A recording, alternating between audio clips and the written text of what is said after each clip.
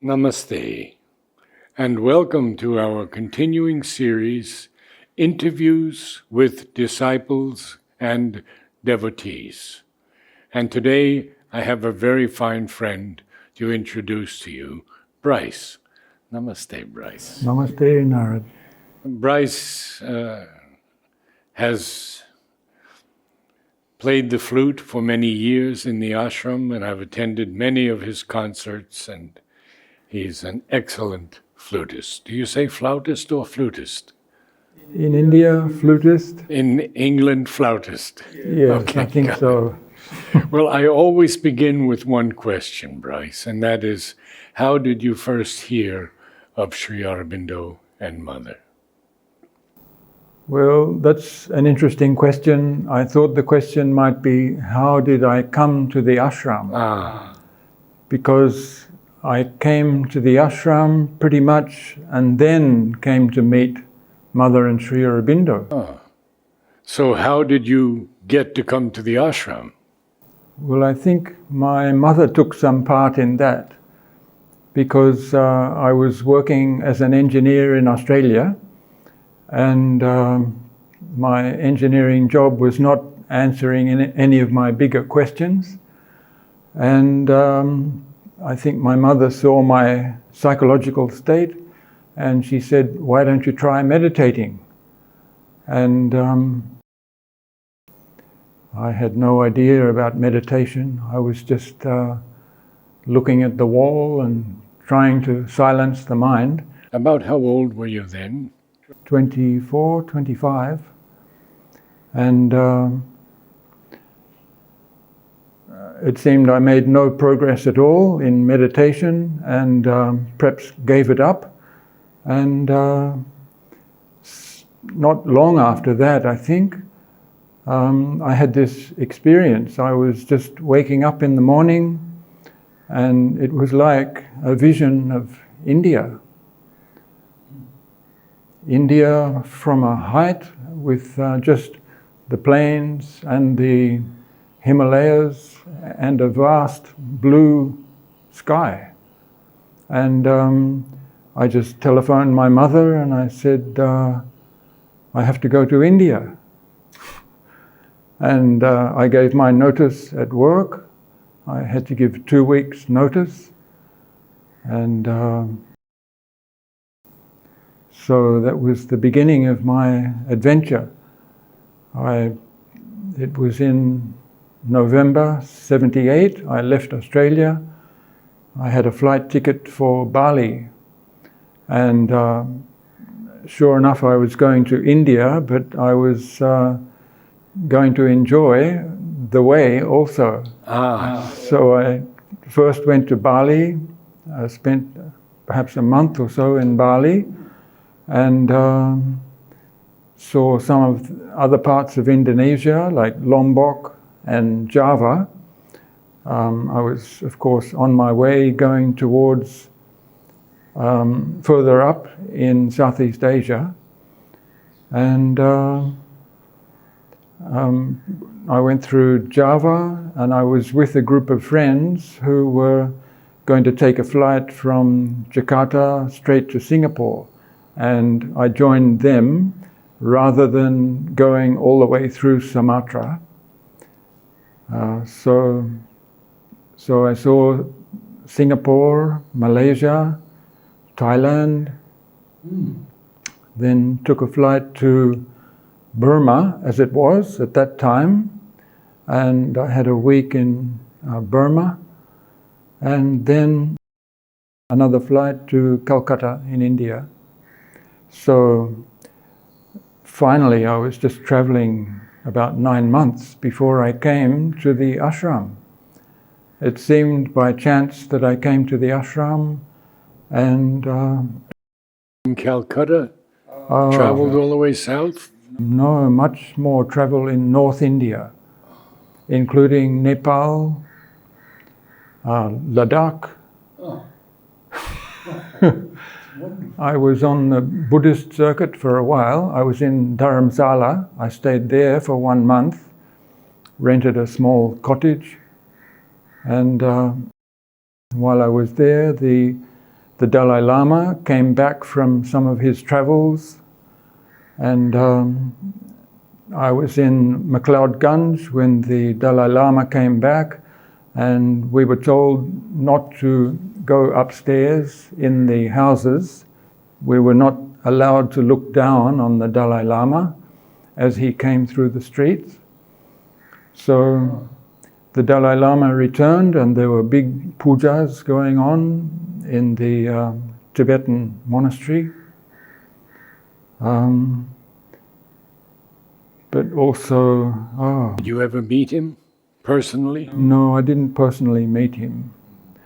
I kept him pretty well guarded. He was guarded, but probably if I had asked, I think he probably would have allowed. In Dharamsala, there were many Westerners were there, and the Tibetan library was very busy. There were monks, small, very young monks who were training, learning their mantras, and lots of Westerners who were learning Tibetan also. And I was simply impressed. I saw the SABCL, Sri Aurobindo's works on the shelf, occupying a space like this. And I was really impressed, but I don't think I opened one of the volumes at that time. I bought a copy of the Bhagavad Gita, and I was reading that when I was at the Tibetan library. So a month there in Dharamsala, I continued on to Kashmir, and from there took a 2-day bus trip to Leh, Ladakh. That was very difficult, a 2-day bus trip going there.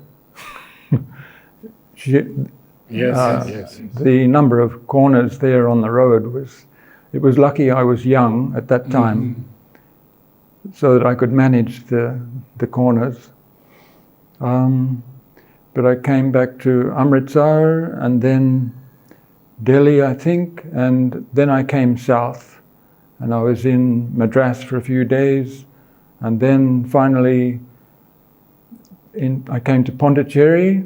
I got off the bus. I think I was in Gandhi Street. I got off the bus, and with my backpack on my back, I walked to the ashram, and I came into the area of the ashram.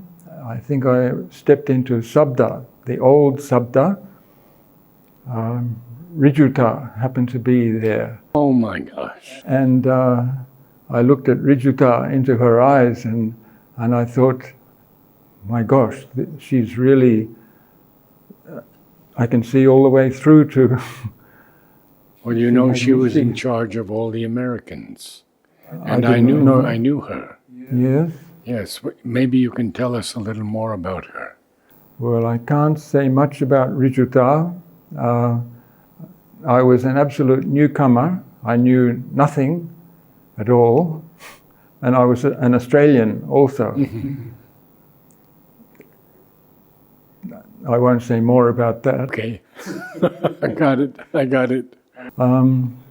So I just came to the ashram. I stayed in Standard Store's guest house, which is above where Grindy's shop is now. And I stayed about 11 months, I think, at first. And I was reading some of the, as I was told, the easier books to read, like The Adventure of Consciousness, and some of the easy compilations compiled from letters of Sri Aurobindo, which were a little easier to read than some of the works. I bought a copy of The Mother, also a very small book, and I read that, and it didn't really mean anything to me at that time. So basically that's how I came to the ashram. And how you stayed 11 months, then what happened? Well, I knew that I wanted to remain in the ashram. It just dawned on me that this was the place that I had been searching for. And it was answering all the emptiness that was there. It was filling that up. So there was no question of traveling anymore. So I stayed as long as I could. I was clear that I wanted to clear up things in Australia. So I went back to Australia, sold my motorcycle and packed all my things, and I came back to Pondicherry. Was your mother a disciple of anyone, or? She was a self-made yoga and Tai Chi teacher. Oh. She, for many, many years, she was teaching yoga and Tai Chi. In her, a little earlier, she had been a gym instructress, a trampoline and gym instructress.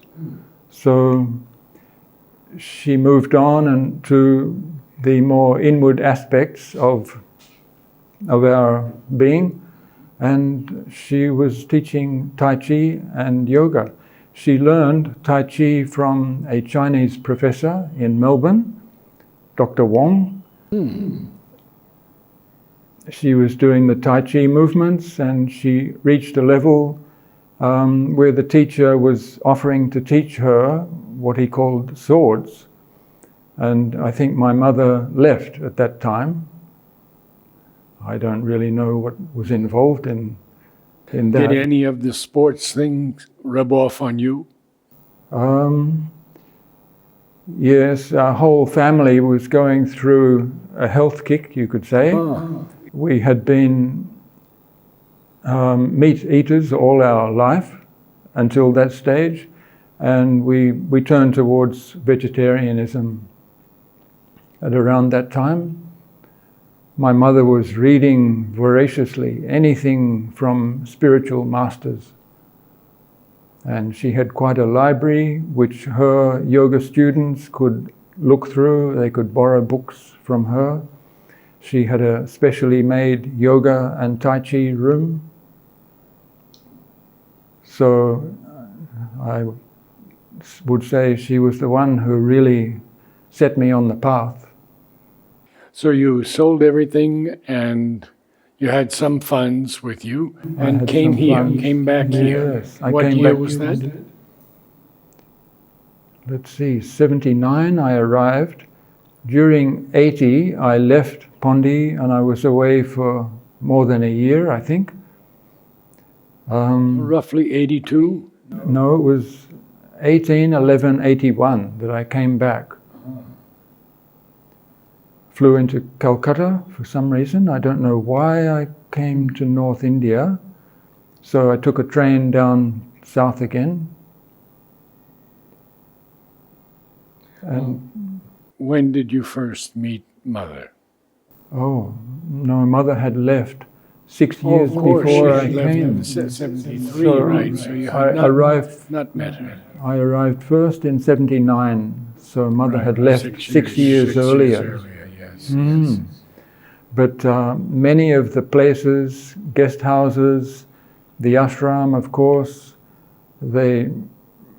I felt something very powerful in many places, including Reg's guest house. Oh yes, I stayed there also. Did you stay there? I didn't stay there, but I was staying with Naina Ben at Society Guest House, which was quite close.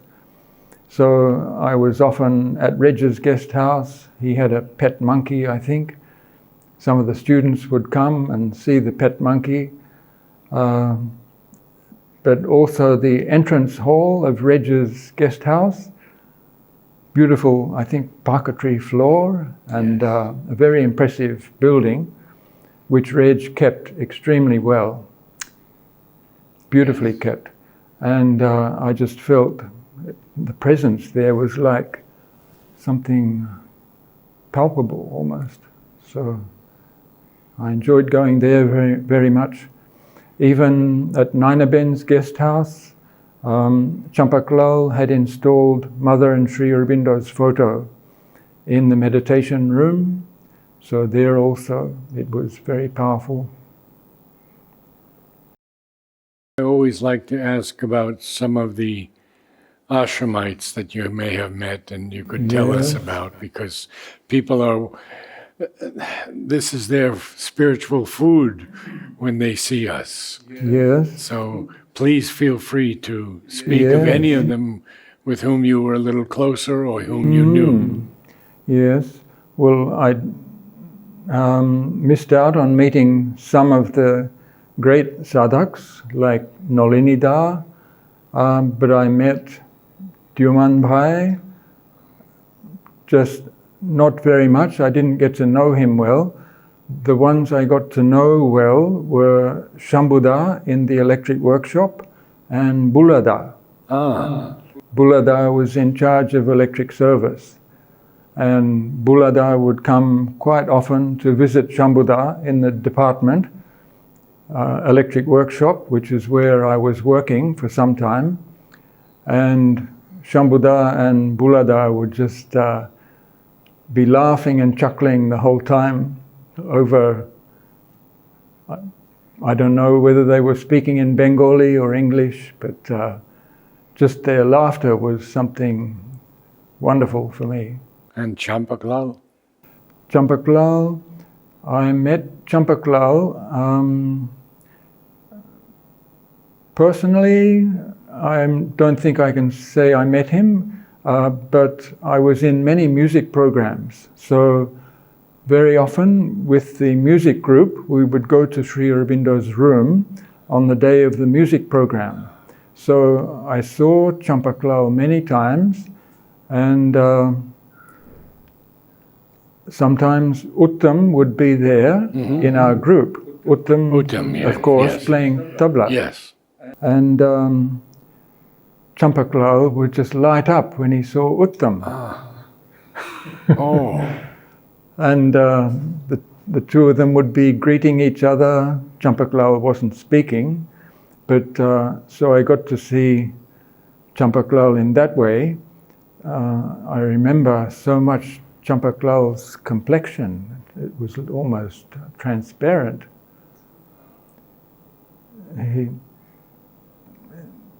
I don't know whether I've seen Europeans with very fair skin, but it was still not like Champaklal. Champaklal, well, when he was lighting up like that, he was, you could say, radiant. But it was just the almost transparency of the skin that I noticed. Anyone else? Oh, there must be, but I guess Ambu was already gone, or? Ambu I only saw. Ambu was a friend of Bob. Oh, yes. Bob would very often go and visit Ambu. Yes. I didn't see much of Ambu. I wasn't actually seeking out any guru or any particular person. I was feeling so much filled up with what I was feeling just in the ashram area. I think at the beginning I was working in the dining room once a day, but I was also working in the electric workshop. And my work in the dining room was purely physical. It was just carrying full trays of stainless steel dishes back into the serving area from the wiping area.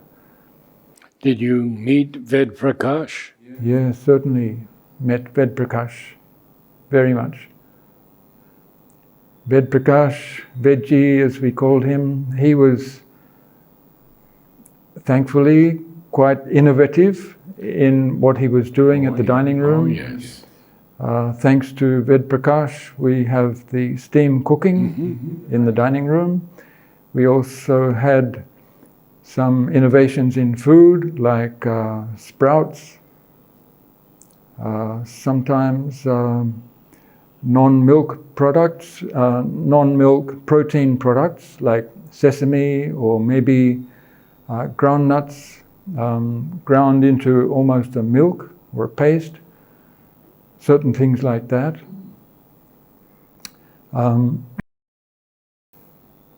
Veggie, once there was a student, I had one flute student in the school named Shoma Kundu, and her family was very friendly with Veggie also. And after Shoma finished her studies here, she finally worked as a teacher in Kunur. And she also learned Bharatanatyam dance in Kunur. And she invited many people, including Veggie, to Kunur for her Arangetram, for her first dance performance. So, how many people? There must have been 15 or so people that she invited to Kunur. So, some of us went in the bus, some of the boys went with Veggie in the car so that they could look after him nicely on the way. So we all went to this program in the Providence College in Kunur, Veggie included. That was. And how was her dance? Her dance was excellent. She had a very good teacher named Nalini Prakash, who was half German, half Indian. She also had some very good gurus from, some of the top gurus from Chennai. I can't remember the name of her guru, but Nalini Prakash was doing great work in bringing some culture to the Nilgiris, because there wasn't much culture there, and to bring Bharatanatyam at quite a high level, it was quite something for Kunur. And the program, not only Shoma danced extremely well, but all the students danced really well. In their group dance, such precision you would rarely see. Maybe it's a combination of German precision and Indian bhav. Yes. So it was a very fine program. Bryce, I'd like to ask you to give us some background in your musical life and your flute playing. Well, that was a very big part of my life in the ashram. Well, how did you begin to study flute? I began learning Western flute when I was very young, when I was in school. I didn't go very far in the Western flute, but in India I was at the dining room in the ashram. I met Tublu. Tublu. Tublu was a flute player. Yes. I think his real name is Aniruddha Banerjee. That's how I knew him more. Yes. Yeah. Did you interview Tarunda or Tublu? Tarunda and Tublu. And Tublu. Not sure if I did Tublu, but he was in my choir, Yes. the ashram choir, Yes, okay. 1961. Right, that would be right. Yeah, he I was a think. good flutist. Yes, he was. So tell me a little about it. So I met Tublu at the dining room, and he suggested I could come and have some flute lessons, which I did, and I began learning Indian flute, and I continued with Tublu for about 4 years. Basically, Tublu was quite often going to Bombay, and he was going to a flute maker in Bombay. Ramchandra Dhotre was the name of that flute maker. He was a very good flute maker also. It happened that Tublu gave me all of his flutes before he passed away, which is a little bit before the lockdown. And they're really excellent flutes. because Tublu had bought so many and sold many, many flutes. Of course, he would keep the very best flutes. And so it's a really fine collection of flutes with amazing tone, even on the lowest notes, which often many a flute will be fairly quiet on the very low notes.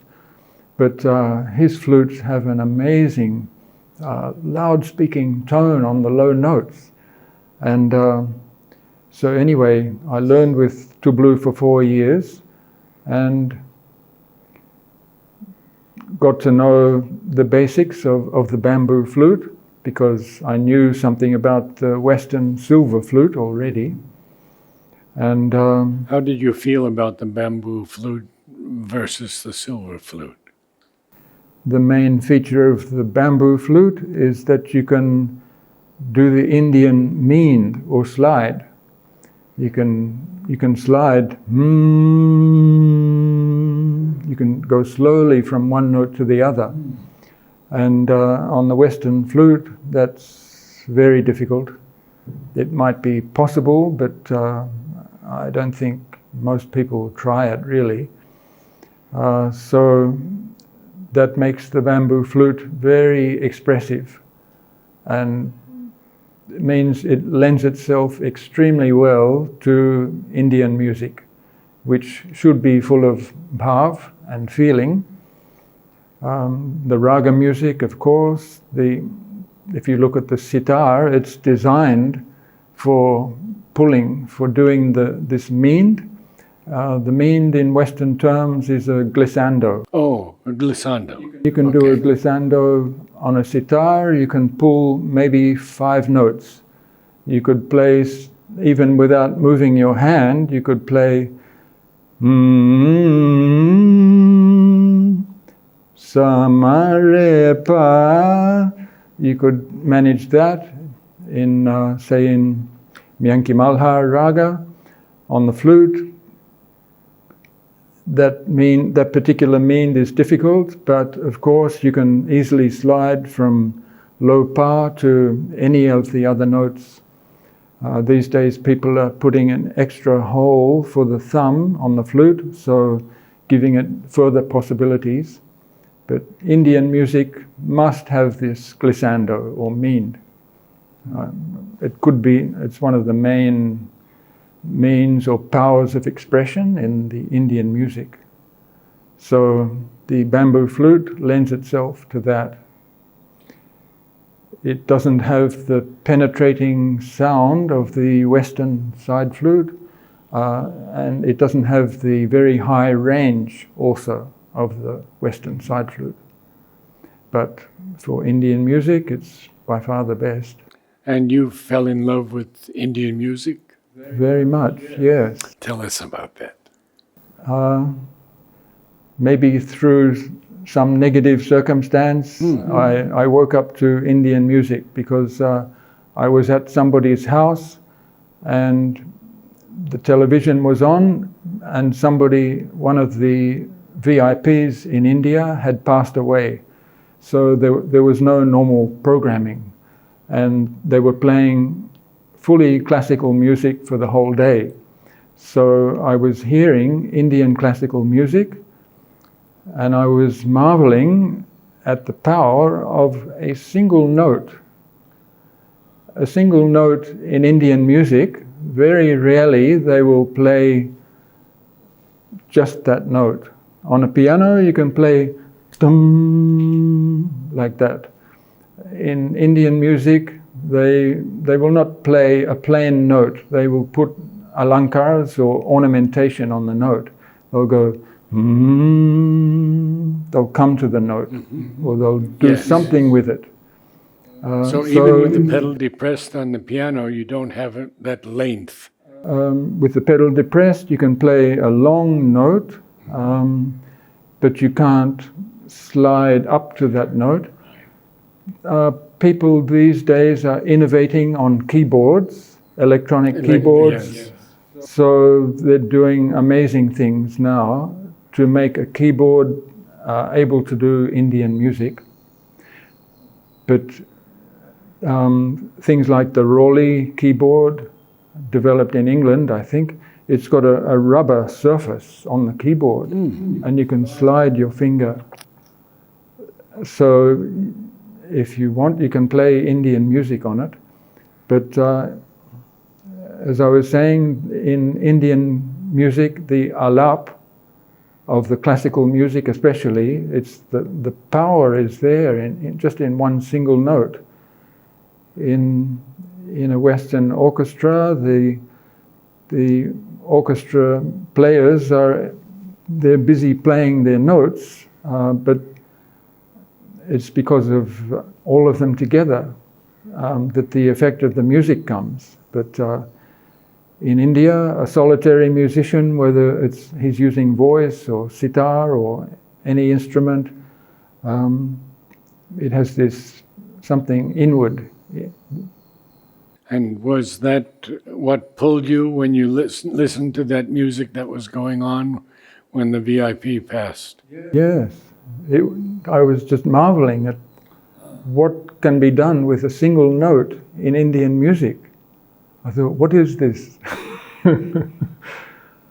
So it's the soul power of the musician coming out on that note.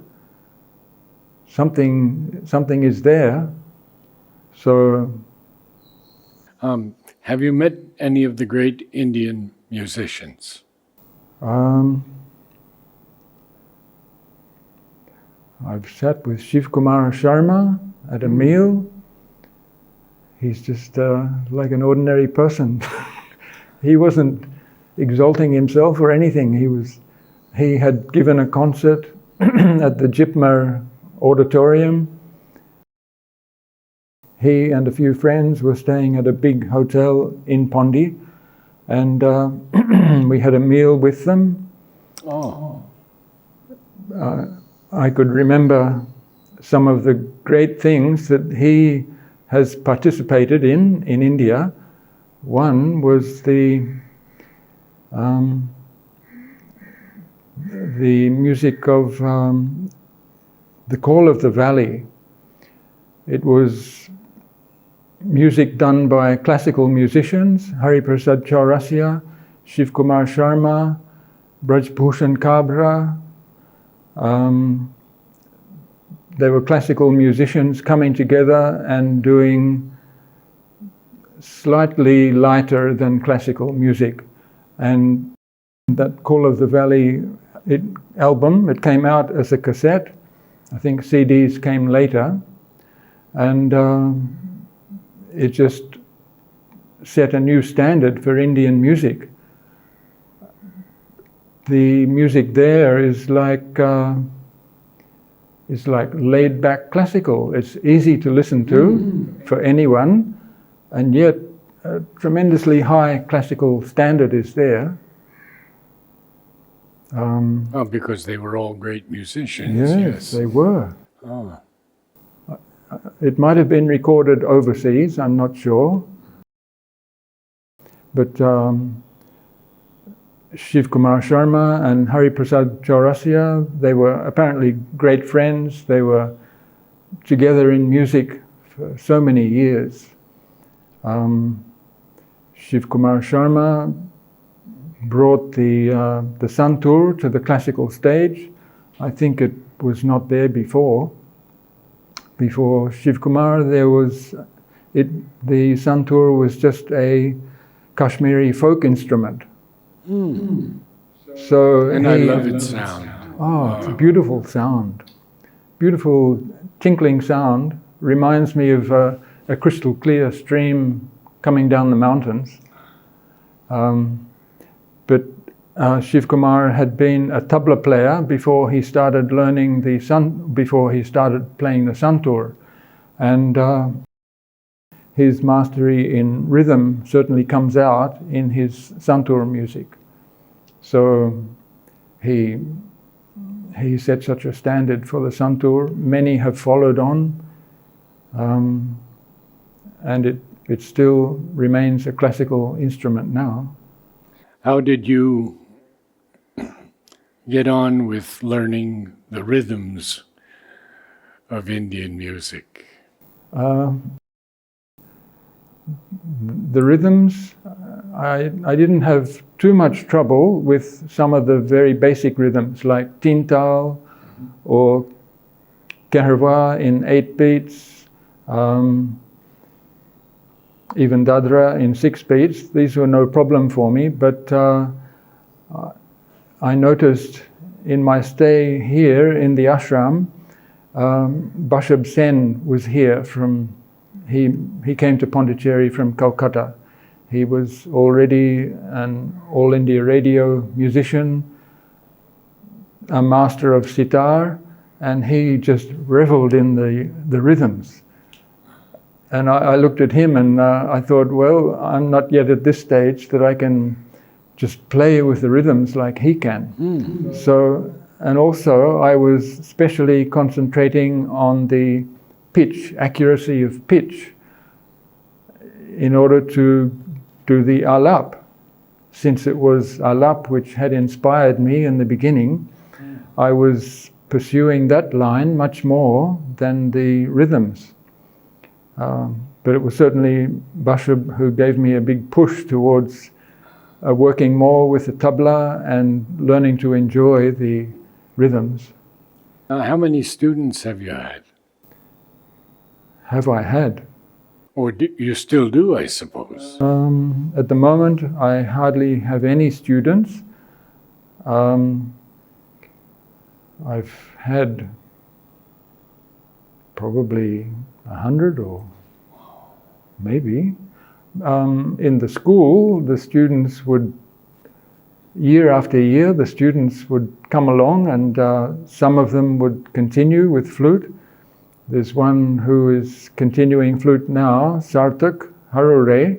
He's living in Oroville and he's taking over from me, I hope. He's playing extremely well. I don't think I played that well. He's at a young age, he's playing very well. I don't think I was that talented, and it took me years to learn to play some of the difficult ragas like Malkons on the flute. It's very difficult because it's almost all half holes. You have to manage to accurately cover half holes on the flute. So Sarthak is doing very well. During the lockdown, I took up some work at the archives. So it's indexing work. I'm indexing the Rigvedic hymns, which have been translated by Sri Aurobindo. In the new complete works of Sri Aurobindo, there's much more material than there was in the SABCL. Yes, and I understand a lot of it's because people keep sending things from their families. Sending new material? New material, letters. I wonder if that's true about at least the Vedic work. I don't think so. No, I'd say the Vedic notebooks were there. Yes, I think it's more the letters on Sri Aurobindo. Yes, Sri Aurobindo. letters certainly. Yeah. So this is from the Vedic material. Yes. Richard has worked on the notebooks a lot. So, say the volume Hymns to the Mystic Fire, it was this thick before, it's expanded so much. So many more hymns to Agni, organized very nicely. And from Sri Aurobindo's translation? From Sri Aurobindo's notebooks.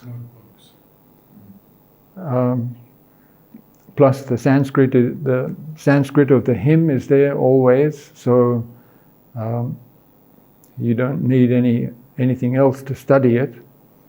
The Secret of the Veda, I've been fortunate to read it over and over, because there also, when I first began to read it, it didn't mean much to me, but as I get more familiar with the Sanskrit of the hymns and with Sri Aurobindo's line of argument and the experiences he had, which brought him to these realizations on the Veda. It's the Secret of the Veda. It's quite a difficult book which requires more than one reading. For all those who are young flutists or musicians, what could you say to them about learning flute in your experience? I would say just try to get a good flute and just play it. Go on playing and listening. You have to listen. Go on listening all the time. Listen to what the best musicians do. Listen to the national program on the radio. If you can follow with your own instrument, whatever it is, whether it's flute or sitar, whatever, just see how the master musicians are using the notes. And probably in the beginning, try to find a teacher. At the very beginning, a teacher who can get a good instrument for you. My next question, of course, you're free not to answer, but could you speak of any of your experiences with Mother or Sri Aurobindo? Well, I mentioned that first experience which I had in Australia. Mm-hmm. That experience was something wonderful for me, quite unexpected, but the things I've felt here in Pondi after coming, they far exceed that. It's just a constant opening up. You maintain the contact with Sri Aurobindo mainly through the books, I think. Although through work, even my work in the dining room was something amazing for me also. In what way?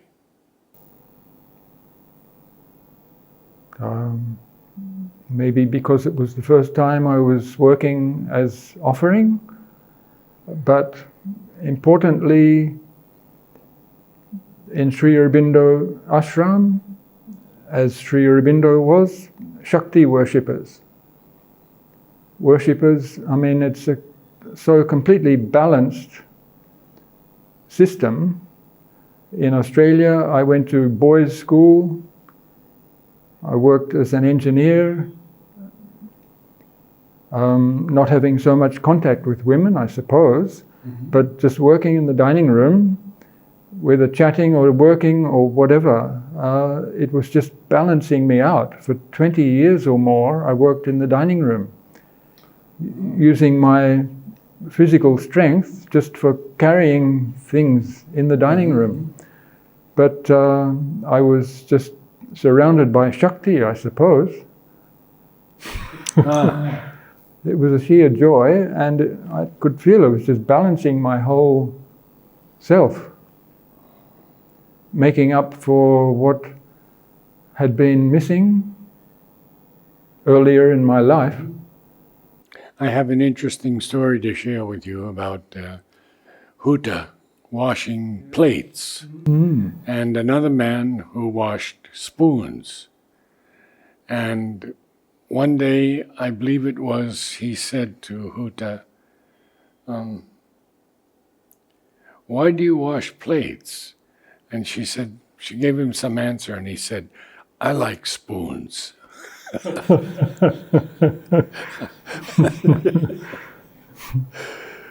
Each one is different. Yes. How we find that out, isn't it? Yes. Among people now of this time, in the 2000 era, who are you close to? Who am I close to? You must have a number of friends. Yes, I think I have a number of friends. Should I mention their names? Certainly.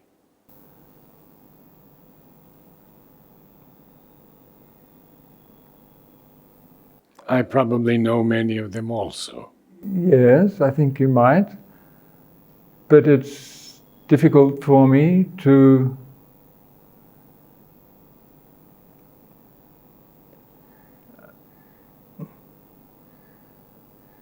I feel like there's a oneness, Wonderful. a whole brother and sisterhood in the ashram. It's a family. I meet certain people each day.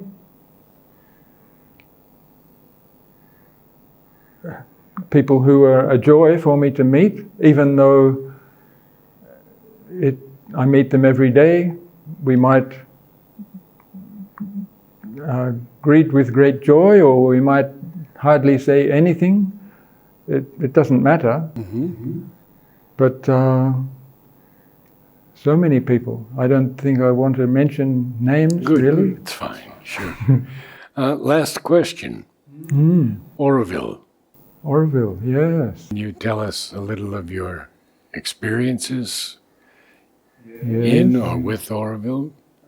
In my early days in the ashram, I was going out to Oroville on my cycle quite often, and I was often visiting Samriddhi community. Alan and Charles were there. It was very early days, and they were just living in capsules built on granite pillars, and they had a pambu right outside one of their rooms. They were all living harmoniously. What kind of pambu was it? I think it was a cobra? cobra. I think it was a cobra. And I would go out there and visit. They were both English, Alan and Charles, English. I was an Australian. I was marveling at their situation compared with mine in the town. And it was beautiful for me to go out to Oroville and breathe the fresh air. But I've played music with the Orovillians. We were doing the Peacemakers with the Oroville Choir, and an orchestra put together, led by Matt. Matt was playing the saxophone. That was done, I think it was done 2 years in a row, the Peacemakers, in Bharat Nivas. And it was quite a big production. I enjoyed that very much. I had stayed some nights in Oroville, again at Samriddhi.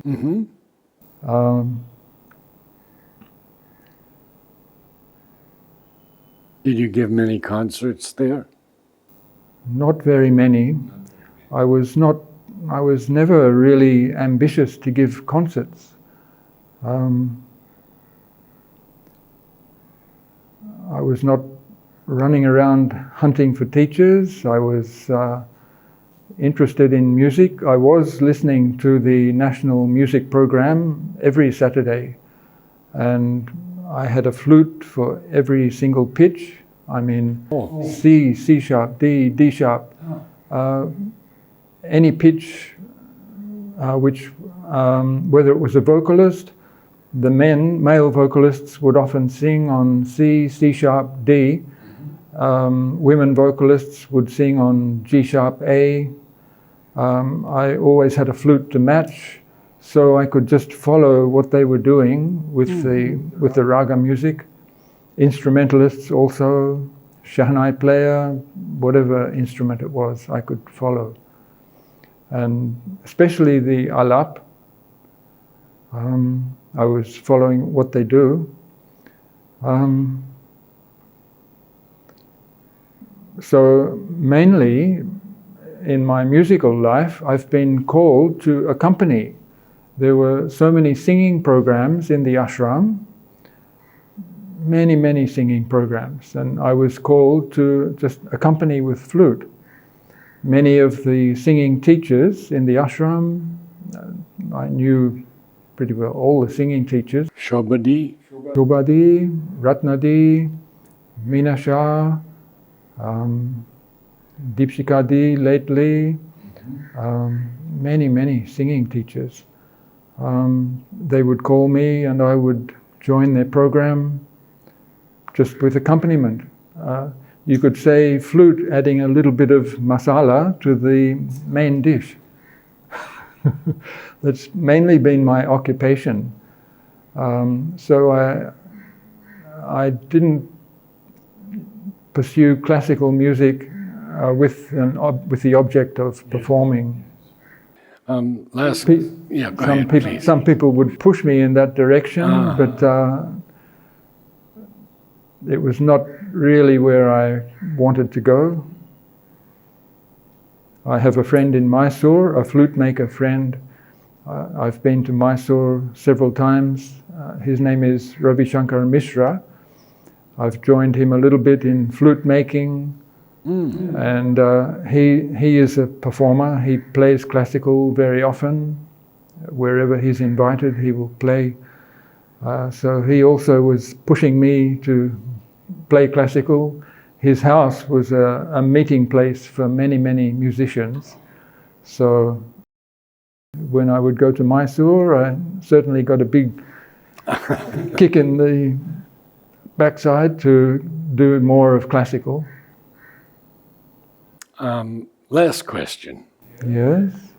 How interested are you in Western classical music, choral and orchestral and instrumental? Well, my appreciation of Western music just goes up and up very much, yes. Because Western music is not limited by anything, really. It can go any direction. It's gone the way of the orchestra, even up to huge proportions, but it can go the way of a solo instrument also. Vocal, I've come to appreciate much more. Opera is there. I've very much enjoyed some Mozart operas. Enjoyed listening to what, mainly the sopranos, what the sopranos can do in the difficult passages. And I've compared sopranos, how they manage a particular passage. Especially the coloratura passages. Yes, that's right. So I've spent more time listening to orchestral music than to the vocal, choral music. Choral music I like very much. Mozart's Requiem, something very beautiful. Bach's choral music. Bach as a composer, something astounding. You just wonder how he had such a full life and managed such compositions. Sublime melodies, fugues which just can't be repeated, even with computers these days. We can't. Even with the computers. I don't think we can make a fugue like Bach has done.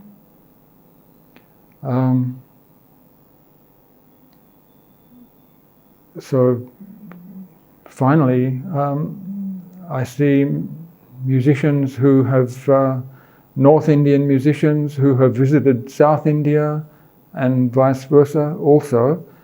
But South Indian music, I see it as something very great.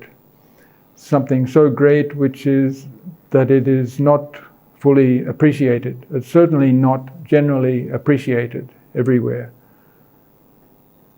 It's Hindustani music from the north is probably easier to listen to. Some of the sounds we find in Hindustani music, they are there in rock music also. Rock guitar can do some of these slides which are there in Hindustani music. But South Indian music, usually if you want to pursue that line, you have to be born into it. Very difficult to just take it up.